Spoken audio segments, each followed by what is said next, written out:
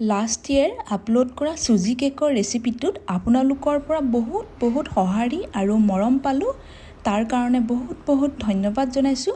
আজি মই সেই চুজি কেকৰ ৰেচিপিটোকে ৰিক্ৰিয়েট কৰিছোঁ। আশা কৰিছোঁ এইটো ৰেচিপিটো আপোনালোকৰ পৰা সঁহাৰি পাম। কেকটো আজি মই ডাইৰেক্ট চচপেনত বনাই দেখুৱাম। 1 কাপ চুজি ল'লোঁ আৰু এতিয়া 1 কাপ চুজিত আধা কাপ গাখীৰ দিলোঁ। গাখীৰখিনি অকণমান কুহুমীয়া গৰম গাখীৰ, মানে গাখীৰৰ টেম্পাৰেচাৰটো আমি হাতেৰে চুব পৰা ধৰণৰ। এতিয়া এইখিনি 10 মিনিটৰ কাৰণে ৰাখি দিলোঁ। কেকটো যিহেতু এনেকৈ ডাইৰেক্ট চচপেনত বনাম, গতিকে চচপেনটো যাতে ডাঠ হয় সেইটো কথা মন কৰিব। ইয়াতে মই এইটো ষ্টীলৰ চচপেন ব্যৱহাৰ কৰিছোঁ, ডেইলি চাহ বনোৱা চচপেন। যিকোনো ধৰণৰ এলুমিনিয়াম বা নন ষ্টিকৰ চচপেন ল'ব পাৰে, খালি চচপেনটো যাতে ডাঠ হয় সেইটো কথা মন কৰিব। এতিয়া চচপেনটোত খুব ভালদৰে ওপৰলৈকে ৰিফাইন তেল সানি লৈছোঁ।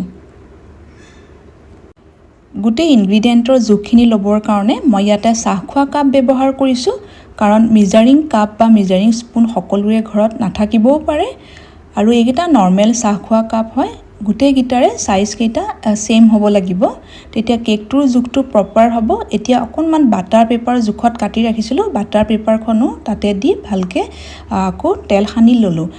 ইয়াতে মই 3টা ডিম ব্যৱহাৰ কৰিছোঁ। ডিম 3টা খুব ভালদৰে মিক্স কৰি ল'লোঁ। এতিয়া ইয়াতে 1 কাপ পিচি লোৱা চেনি দিছোঁ। চেনিখিনিও খুব ভালদৰে ডিম 3টাৰ সৈতে ভালদৰে মিক্স কৰি লৈছোঁ, অলপো যাতে ইয়াতে গোটা নাথাকে। এতিয়া ইয়াত ৰিফাইন তেল ব্যৱহাৰ কৰিছোঁ। ৰিফাইন তেল মই ইয়াত 1 কাপতকৈ অলপ কম ব্যৱহাৰ কৰিছোঁ, মানে 4 ভাগৰ 3 ভাগ ৰিফাইন তেল ইয়াত ব্যৱহাৰ কৰিছোঁ। লগতে দিলোঁ এচামুচ ভেনিলা এচেঞ্চ। গোটেইখিনি খুব ভালকৈ মিক্স কৰি লৈছোঁ। এইটো সময়তে কেকৰ মিক্সাৰটো আমি খুব ভালদৰে মিক্স কৰি লোৱাৰ পাছত যিখিনি আমি চুজি অকণমান গাখীৰত এনেকৈ চক কৰি ৰাখিছিলোঁ সেইখিনি দিলোঁ।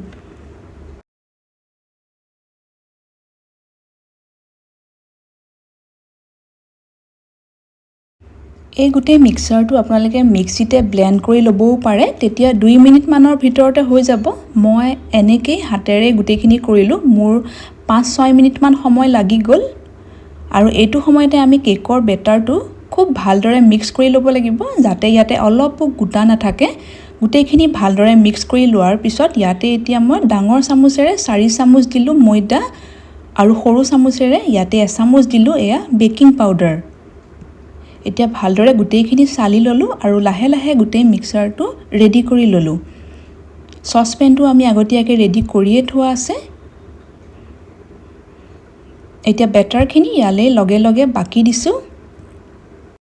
চচপেনত এনেকৈ বনোৱা প্ৰচেছটো একেবাৰে সহজ। ইয়াতে আপোনালোকে আগতীয়াকৈ প্ৰেছাৰ, কেৰাহী বা অ'ভেনটো প্ৰিহিটো কৰিব নালাগে। এতিয়া আমি কেকটো লগে বেক কৰি ল'ম। গেছটো অন কৰি প্ৰথমতে অলপ পুৰণা এখন এনেকুৱা টাৱা পাতি দিছোঁ, যিকোনো ধৰণৰ অলপ ডাঠ টাইপৰ টাৱা ল'ব। ওপৰত চচপেনটো বহাই ভালকৈ ঢাকি দিছোঁ, বতাহ সোমাব নোৱাৰাকৈ। গেছৰ ফ্লেমটো কম কৰি 35 মিনিটৰ কাৰণে বেক হ'ব দিছিলোঁ। মই প্ৰথমতে 35 মিনিটৰ পিছত চেক কৰিছিলোঁ, তেতিয়া কেকটো সিজা নাছিলে। এতিয়া মই 50 মিনিটৰ পিছত চেক কৰি চাওঁতে কেকটো খুব ভালদৰে সিজিলে।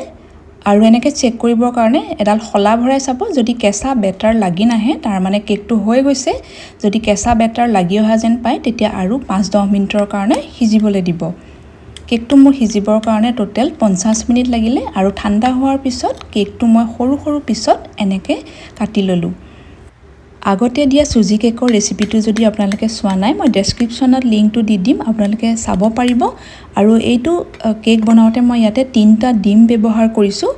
ডিম নিদিয়াকৈ আপোনালোকে যদি এগলেছ বনাওঁ বুলি ভাবে, তেতিয়া ইয়াতে 1 কাপ দৈ ব্যৱহাৰ কৰিব। খালি দৈ কাপ যাতে ফ্ৰেছ হয় সেইটো কথা মন কৰিব, নহ'লে কেকৰ টেষ্টটো গৈ ভাল নহ'বগৈ। আজিৰ এই কেকৰ ৰেচিপিটো চোৱাৰ কাৰণে আপোনালোকক ধন্যবাদ জনাইছোঁ। আৰু নতুন ৰেচিপিৰ ন'টিফিকেশ্যনবিলাক পাই থাকিবৰ কাৰণে চেনেলটো ছাবস্ক্ৰাইব কৰি ৰাখিব।